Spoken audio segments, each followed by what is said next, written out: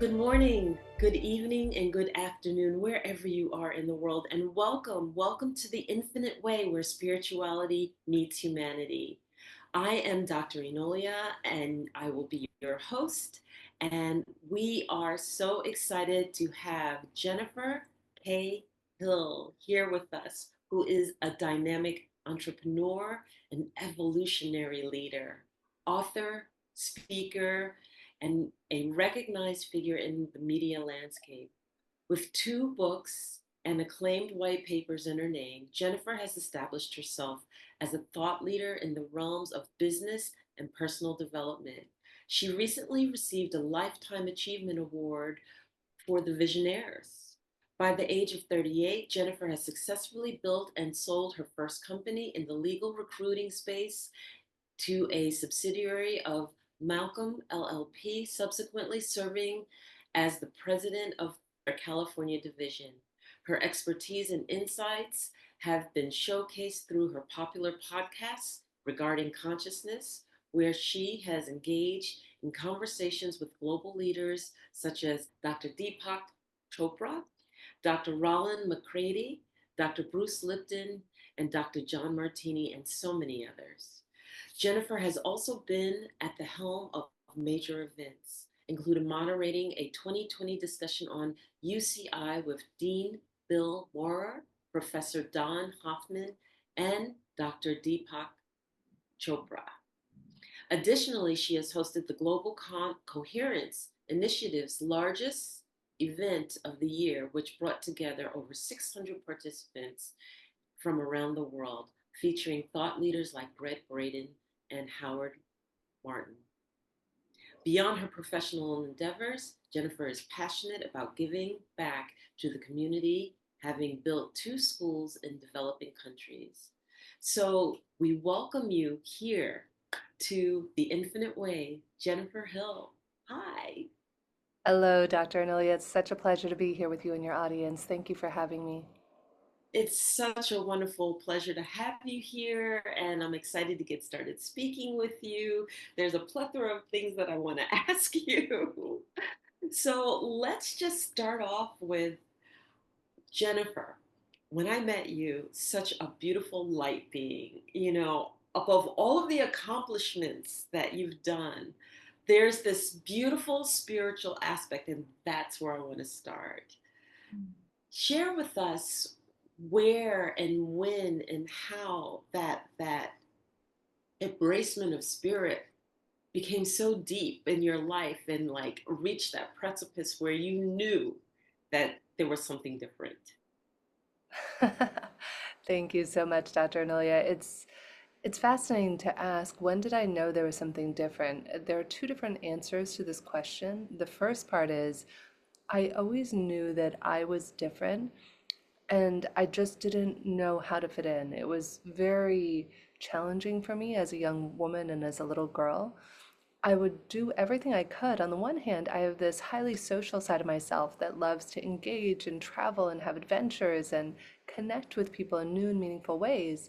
And yet, on the other side, I didn't know how to sustain friendships and relationships. And most importantly, Dr. Anulia, I didn't know how to sustain a relationship with myself, which so few of us do, right? When you're a young person and going into your teenage years and young adult years, I didn't know who I was, and I certainly didn't like myself, let alone love myself. So it was really a beautiful transition. As I went into my 20s, I came back to spirituality. I had studied many different religions when I was young. I would go to Mhm. Catholic church with my grandma of my own choice. I would go to Christian youth groups to study the Bible. I would study with friends who were Jehovah's Witness or Mormon. I was really just always a seeker and had a deep yearning to understand what makes us who we are. I remember being 12 years old and being confounded by this idea that, like, we had VCRs and videotapes back in the day. So I'm 12 years old and I look at a videotape and it dawns on me that one of two things is possible for us as these human spiritual beings. I don't even think I had the word spiritual at the time. And that was that, like a VCR or video player, that it's going to stop one day and that's it. And that movie is done. And when that movie is done, it's done. And it's never going to play again. And then it's finite. or that it plays on repeat infinitely in a variety of ways. And I remember grappling with that about 12 years old and trying to understand the meaning of existence and are we infinite or are we finite? And as I grew, I went through a dark night of a soul. I tried to do the right things. A lot of my younger years were spent mimicking what I thought a good girl would look like or what I thought the right way to Yeah. be was. It was only about 7 years ago I got diagnosed as being high functioning on the spectrum. And how that showed up for me is it was literally, Dr. Anulia, like everybody else got a book on how to be a human. Like you got a book on how to be a human and you got books on how to be a human. Yeah. When I opened my book, it was blank inside. I'm like, what are these strange creatures doing? And why do they say one thing and do another? So that had me just completely confused and sad and depressed when I was in my late teens and early 20s. And I came back to spirituality through two different avenues. There was at the time a program that I participated in called Landmark Worldwide, and that was one of the catalysts while simultaneously studying under Michael Beckwith from Agape. Those two things converged to give me the experience of coming back to both the intellectual curiosity I had had as a 12-year-old of the meaning of existence in the universe and the deep spiritual knowing that we are more than our physical meat suits that are our bodies that we engage with one another in. And that was really the catalyst for me about, gosh, when I started, I did Landmark 20 years ago, and it was around the same time I started with Agape. And then about 13 years ago, I began meditating daily with transcendental meditation and studying Kabbalah. And so, really, it was the synthesis of all of these beautiful tools and deep inner wisdoms and teachings that have helped me to foster a really deep connection to myself, to others, and to help others do the same. I get asked constantly. I was at a dinner thing last night, and people are always asking me, well, how do I connect to myself? How do I connect to Source? And for the first time ever, I'm actually going to do a mastermind this year called Super Connections. And I'm going to do 15 minutes of wisdom a day for people that I'm going to download and channel for them about how to super connect to yourself, to Source, and to others. That's phenomenal. So you said a mouthful there, and I want to unpack a little bit there because, and first of all, I totally relate to you in terms of growing up because I was one of those outcasts kind of Mm. kids, and it's so funny because all of us who were outcasts kind of got together, and that's who I was friends with, and that's who I grew up with. So I can totally relate. And then, as you mentioned, coming up through the years and then finally finding out that more and more working with Michael Beckwith and others that everything is within you and not external to you, and that is so important. Sometimes we reach a precipice in our life, where that realization comes unveilingly to you, but in a really dark situation. And for me, I remember my dark situation. I think I was in corporate and I was dealing with someone I didn't want to deal with. And I was starting to say, how did I get here? What did I do? What is it that I did that brought me all to this point that I have to deal with this? And I had to step back. I had to step back and take a look at myself and say, oh my God, did I do this? And Mm. the answer is yes, I did. I did this. I brought all the way down to this triangulation of this moment in this time. So, those to me are like leap forwards. They're a leap of octave where you just realize that you understand it and you're like, okay, I got it. I got it. This is how I'm going to make a different decision. This is how I'm going to refocus. This is how I'm going to reprioritize. And then you'd mentioned the talk of transcendental meditation and the Kabbalah, which okay, so I'm transcendental meditation automatically brings me back to the master Edmund.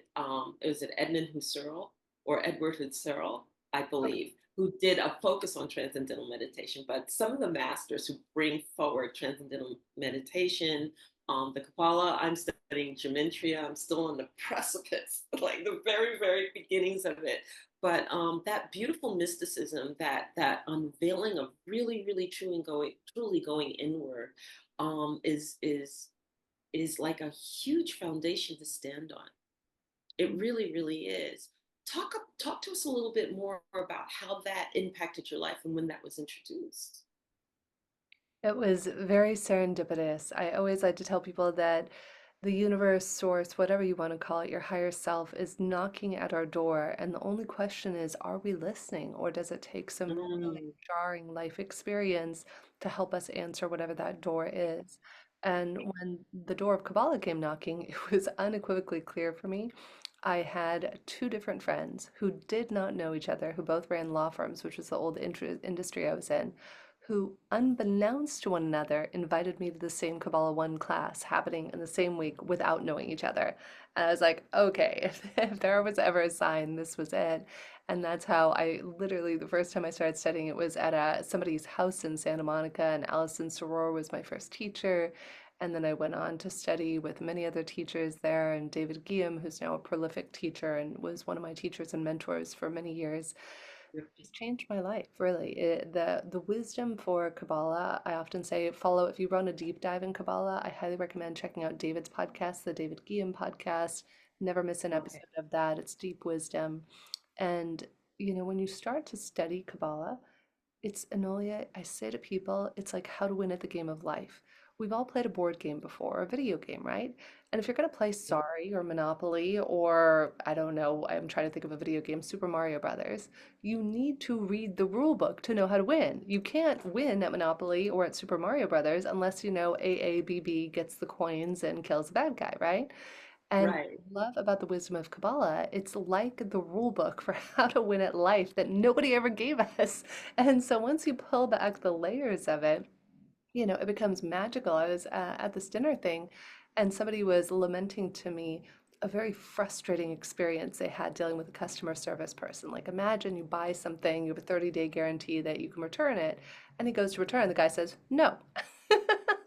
And so like that's gonna trigger even the best of us, even if we have meditated and done it, right? So we're having this Right. conversation about it, and I offered to my friend the wisdom that David often gives, where he says everything that's happening for us, even the people who are driving us crazy, whether it's your spouse, your child, your best friend, your boss, whomever it might be, a politician you don't like, is there to help us grow. So, one of my favorite little tricks that David teaches is he says, replace, instead of saying Bob or the sales guy did this to me, you replace those words with the light.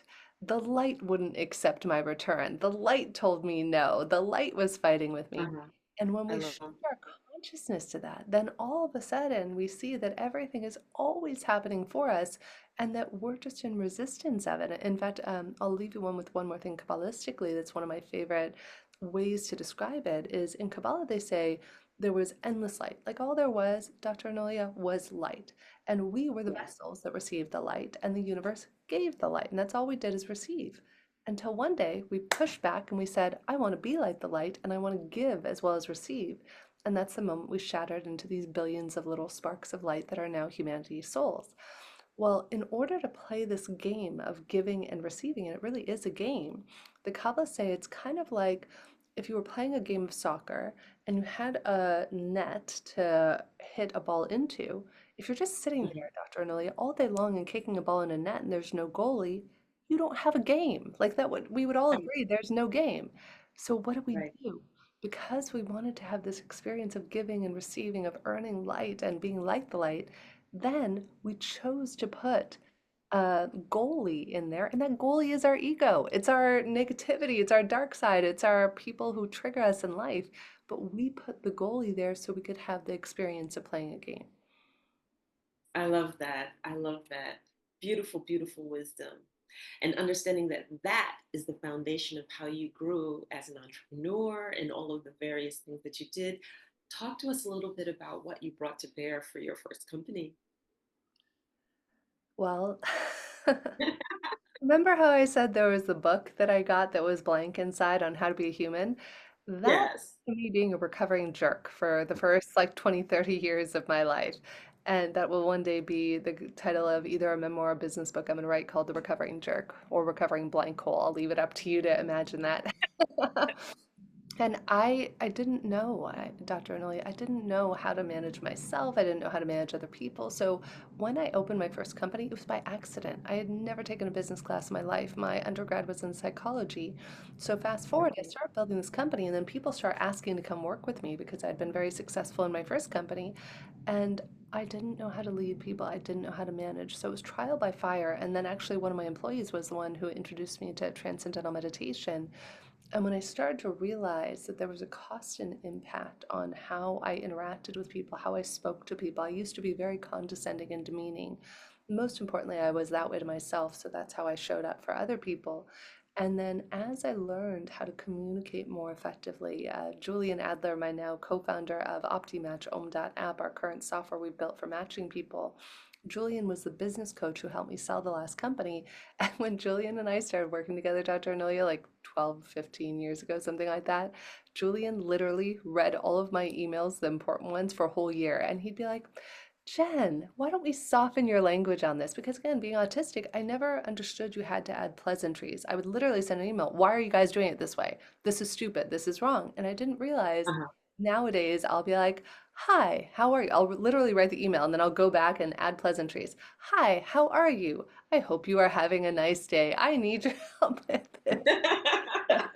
So when we started doing that, my gift, Dr. Anoya, has always been understanding how people align or match with each other. It's really one of my Yeah. superpowers. And so that's how we built and sold that company was I would meet the job seekers and the clients and I could feel who would feel energetically in alignment.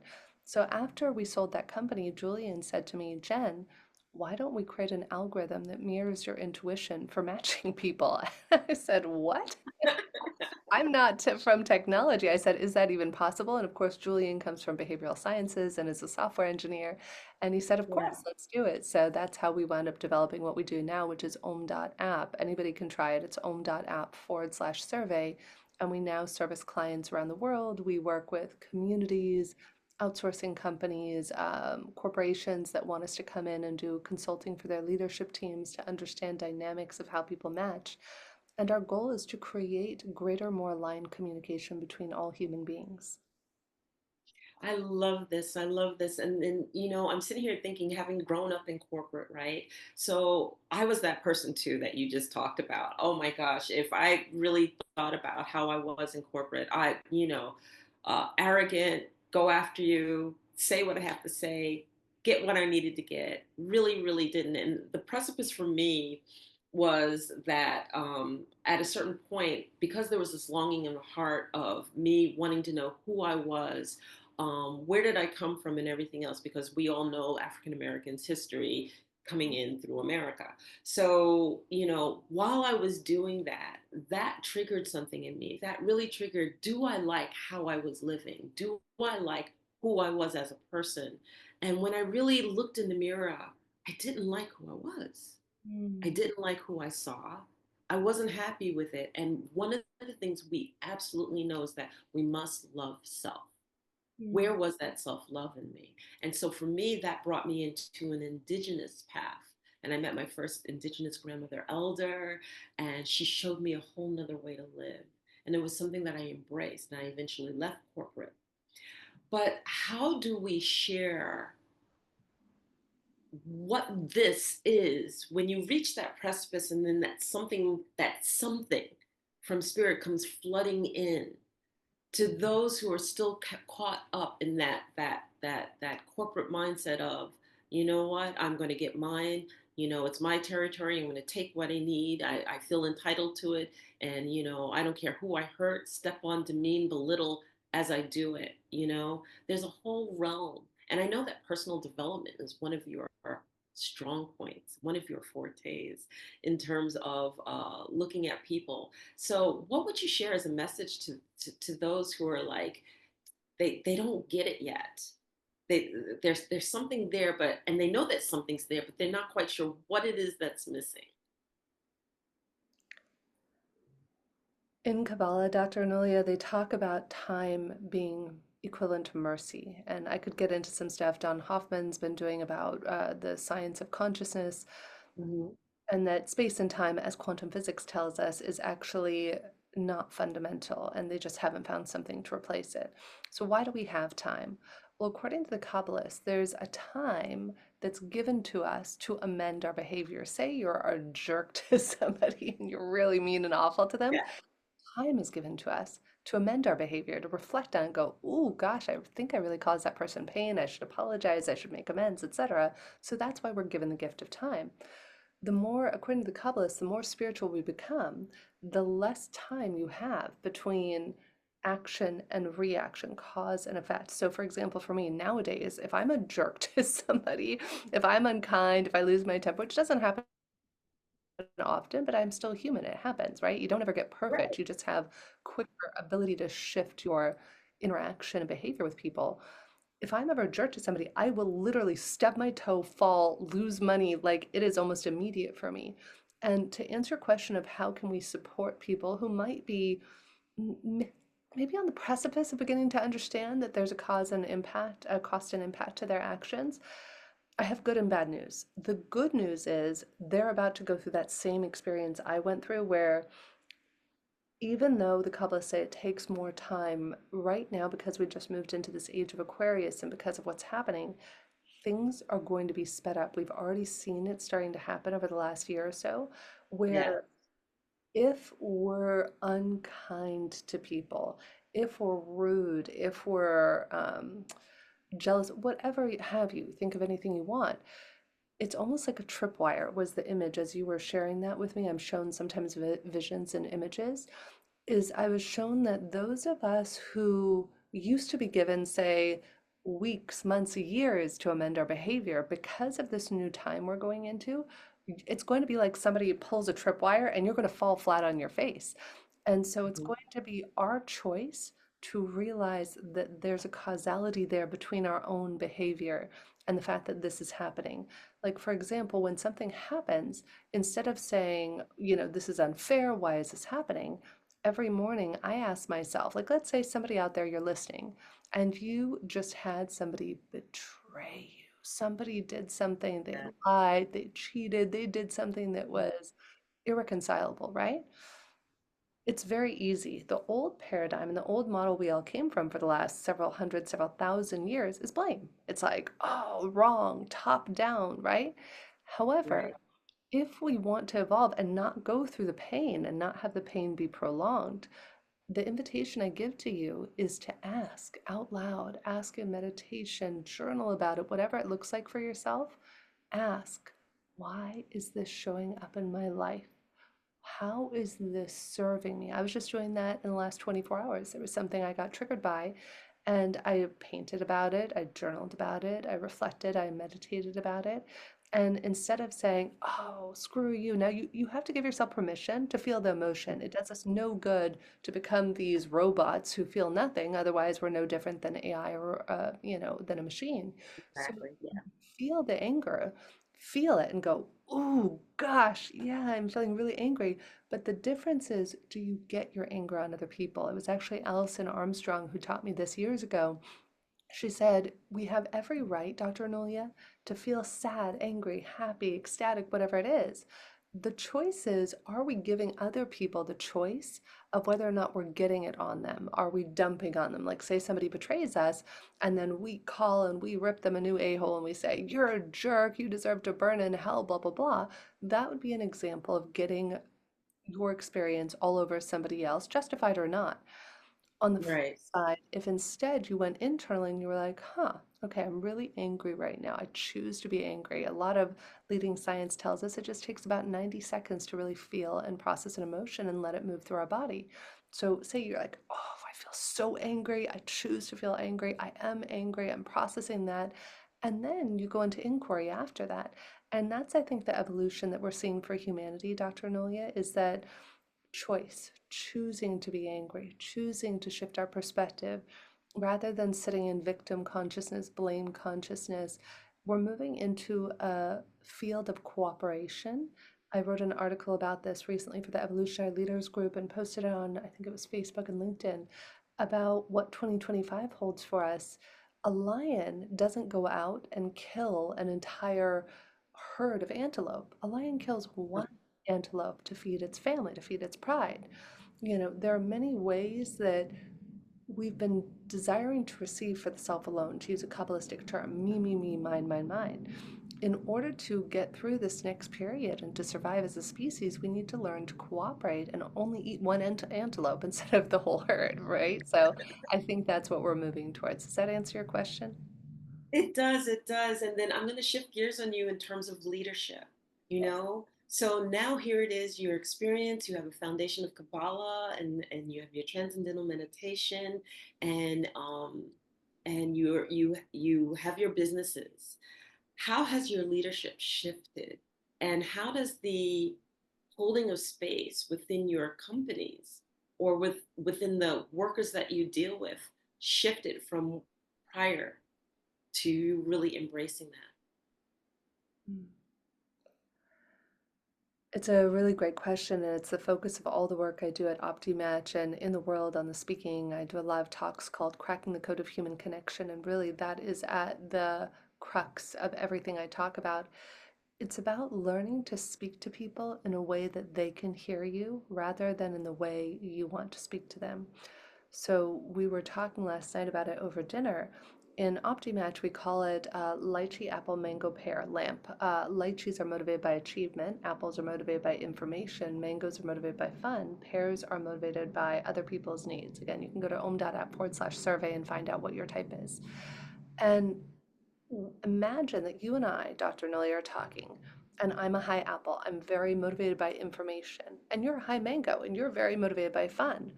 We might be trying to have a conversation and we cannot hear the words the other person is saying because despite the fact that we both might speak English, we're literally speaking to each other from a different way. And this actually happens oftentimes where, say, somebody who's very motivated by information, and you're telling them how fun this event's going to be, like you're trying to have somebody join you. I'm very excited to join Dr. Anolia later this year for a trip she's doing to Egypt. And let's say, she and I are very similarly motivated. That's why obviously we hit it off and we feel that natural Exactly. affinity towards each other. But let's say Dr. Anolia is motivated by fun. And she's trying to tell me about this amazing trip to Egypt. And she's telling me, oh, we're going to go down the Nile. It's going to be amazing. Oh my gosh, we're going to have so much fun climbing the pyramids and going deep into the center of it. And she's telling me all the things about fun where I'm motivated by information. And what I would like to know is how long is it? How many hours is it? How many hours are we in the temple? How many hours are we here? If you don't provide that, then we're not going to be able to sync up. It doesn't mean just because I've had many people ask me this, if two people are motivated differently, doesn't mean you can't be romantically involved, you can't work together. No.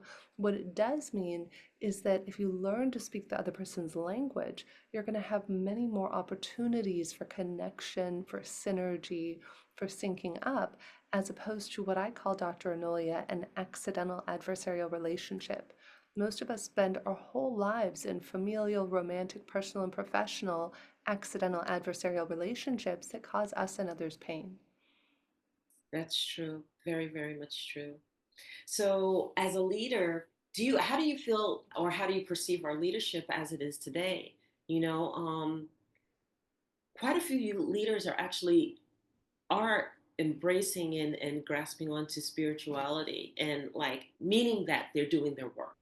I don't want to say it like they're going in there externally grasping onto it, but meaning that they're really looking and saying there's got to be a better way because our leadership, lives end early. If you just fight, and step on, et cetera, and you just don't have this sense of inner understanding and inner knowing that there's more to it than just greed, or there's more to it than just what you can acquire and how much materialism you can earn.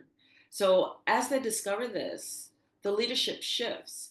And I guess what I'm asking because there are actually businesses and entrepreneurs that are actually getting coached with the energy of their business, the Mm. energy of their leadership within that business, and understanding and embracing the fact that businesses do have an energy, and it could be one of a parasitical relationship, it could be one of an embracing relationship and really caring. It could be a family oriented business, and we have family oriented business that aren't necessarily kind, all right, but they're family oriented. But then we have family oriented businesses that are really, really embraceful, kind, considerate, thoughtful.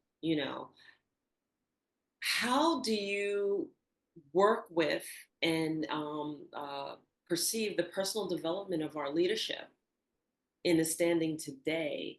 And what is it that maybe our leadership is missing that we can send a message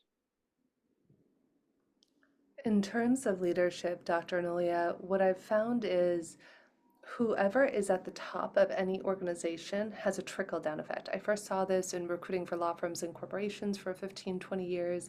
It's been so much fun getting to do this with OptiMatch because we just did a whole company. We had 500 people and 35 people on the leadership team.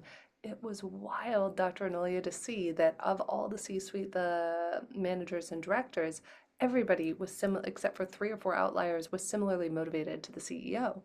So what we to? found is whoever is at the helm of a company, for good or for bad, has a trickle down effect. Now, if you're a leader out there and if you're wondering how your leadership is impacting in a positive or perhaps a negative way your current team, one of my favorite techniques that I learned years ago and I've kind of augmented since then in a personal development class is to ask your team these 6 questions. Now, for those of you who might not be a leader, I encourage all of us to do this. It's a great way to take inventory of how you're occurring and landing for other people, and is it in alignment with how you want to show up? And these are the questions you can ask. Number one, what was your first impression of me when we met? Number two, where have I surprised you? Number three, where have I disappointed you? Number four, what can you count on me for? Number five, what can't you count on me for? And number six, what is your impression of me now? And when I was running my last company, I would ask my team that every year in the review. In our reviews, I'd go through with them, and they didn't ask me that. I would just ask them. But I wanted to see, because I knew I could be a jerk in the past, I always wanted to check in. How am I surprising them? Am I disappointing them? What's missing that would make a difference? And I think until we actually take inventory of that, we don't understand how our leadership is landing. And you can't do anything as a leader unless you're clear on what you're working with. And one of the biggest things, too, Dr. Noy, is psychological safety. Google did a study on this in 2012 called Project Aristotle. And Project Aristotle set out to study what has teams be successful. Google went and studied 38,000 people. I think it was 180 different teams across all of Google. And do you want to know what they found was the number one factor in team success, Dr. Anolia? What was that? Psychological safety. It's not who goes out for drinks together. It's not this, it's not that. So, my question, and this is what I talk about a lot in Cracking the Code of Human Connection, is how do we create more psychologically safe teams? That's what we do with OptiMatch. That's what I love, Heart Focused Breathing by HeartMath. It's something I teach all the Yeah. executives I work with. It's a great way to get in coherence. Most of the time, when we're incoherent, we think of somebody who's drunk, but a lot of our conversations and communications are incoherent, much to the point I gave earlier of one person speaking apple and another speaking orange. The more coherent we can be, the more grounded and resonant, and there's actually scientific ways to measure this, which is why I love HeartMath's work around it, the greater psychological safety our team is going to feel. If I'm coherent and you're working with me, then I can actually have an impact on your coherence. I absolutely love this. And, the other thing that I would also add to it is that many of us find ourselves, we kind of stumble and we're in leadership. It's just our destiny. We're there. And I think that if you are a thought leader or a leader, sometimes we have to step back for a moment and face our own vulnerabilities and our own, I don't want to call them weaknesses, but our own traumas, right? So I've met and have coached leaders who have basically petrified of speaking in public, but they have to speak in public. And so they put on whatever facade or game face that they need to put on, and they go and they do the work and whatnot. But if you're one of those people, you need to step back and say, why am I petrified of speaking? What trauma happened in my past? And resolve it. Resolve it, heal it, work with it, heal it, let it go little by little by little. And also, the fact that trusting ourselves. This all is the inner work that I love that you do also, which is like the fact that if you don't trust yourself and you have to make decisions every day in, day out, all day long, that are going to impact people's lives, and then you're second guessing yourself after the end of the day when you're going through all of the decisions that you made, because within you haven't really found that understanding and worthiness to say what I have to say is trustworthy and Mm. what I decide is trustworthy, that we also have to build those foundations too. I love the work that you do. And I really, really excited the fact that people can come to you and work with you. So now that you've shared with us a little bit about your work, talk to us about your authorship, what books you have, how people can engage you with some of the work that you do, some of the work that you do that is offered possibly to the public.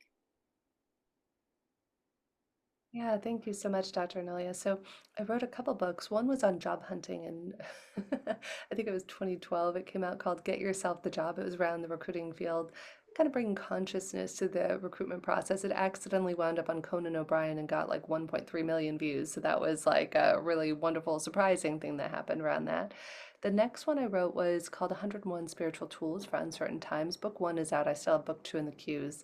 And that first book ties in 10 tools for spiritual development. You can find that one on Kindle. The other one is available on Amazon. And in terms of connecting with me, you can go to Jennifer K. Hill, Jennifer, Jennifer, K as in kite, Hill, HILL.com. And a pop up will pull up, or you can sign up for my email list there. And then you'll be made aware of upcoming masterminds that I'm doing, classes. I'm very active out there. I often share where I'll be speaking. I'll be speaking at an event in Ixtapa, Mexico coming up, and I often travel around the world.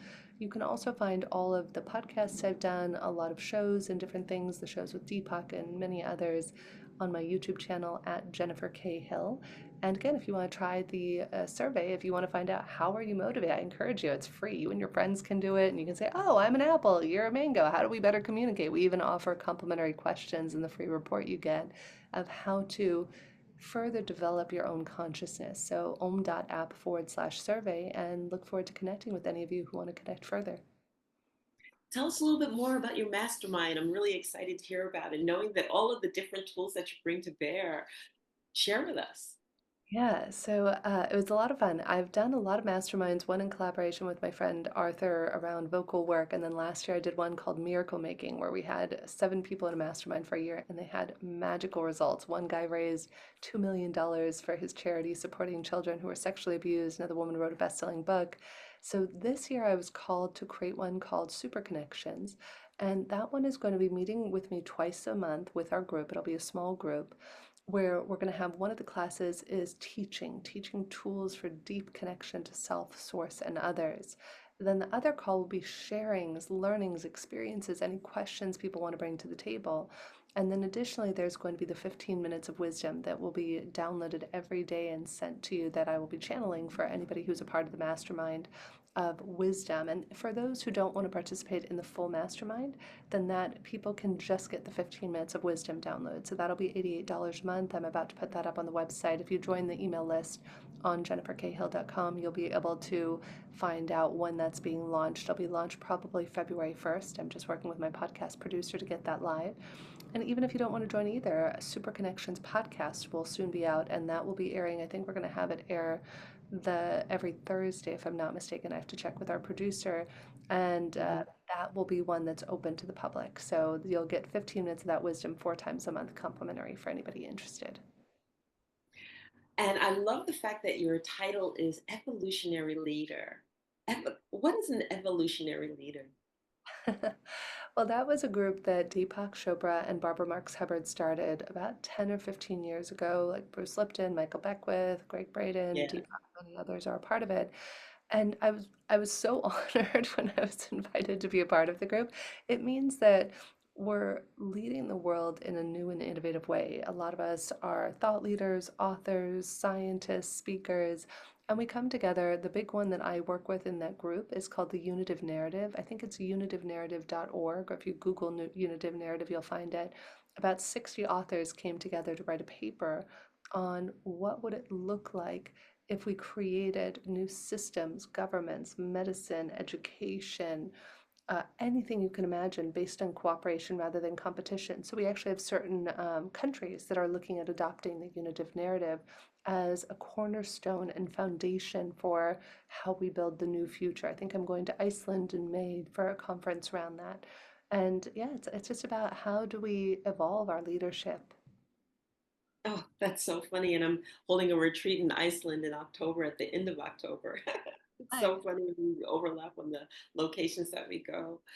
Oh, that's wonderful. That's really, really inspiring. And to be able to get countries to look at that narrative is even more phenomenal. I would be absolutely interested in some of the work here as I sit here in Angola, you know.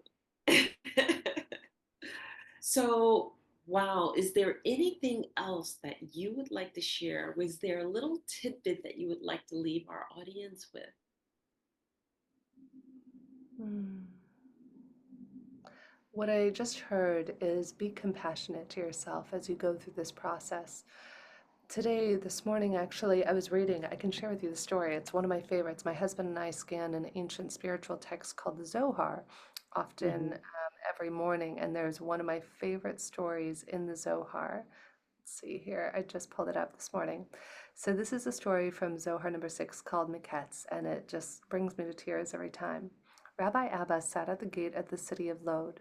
He saw a man sitting on a ledge protruding from the mountainside.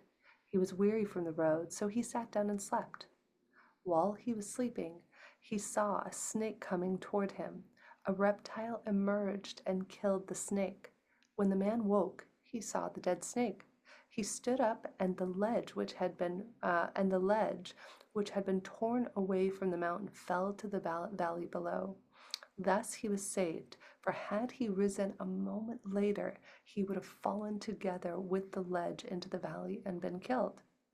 Rabbi Abba came to him and said, "What have you done that the Holy One, blessed be He, performed two miracles for you, saving you from the snake and from the ledge that fell? These events did not happen without reason." The man said, "In all my days I forgave and made peace with any man who did evil by me.